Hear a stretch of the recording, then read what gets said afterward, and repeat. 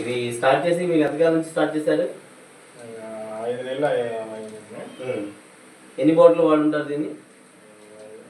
4 bottle. 4 bottle. అంతకు ముందు వాడక ముందు మీకు ఎలా ఉండేది? అంతా తెల్లగాను మొత్తం ఉండేది.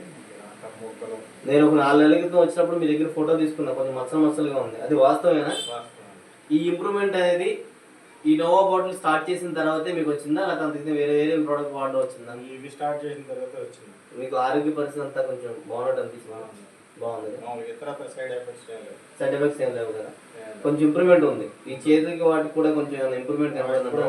డాట్స్ వరకు ఉండే కాదు, ప్రజెంట్ అన్నీ వచ్చేసింది.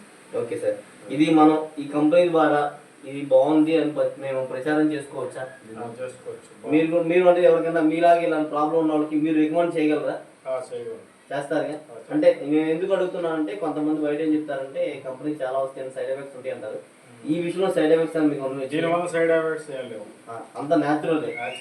మీరు ఎలా వాడుకున్నారు? మామూలుగా ఏంటంటే భోజనం చేసిన తర్వాత వేడినీళ్ళతో లైట్గా వేడినీళ్ళతో వచ్చేస్తున్నాం.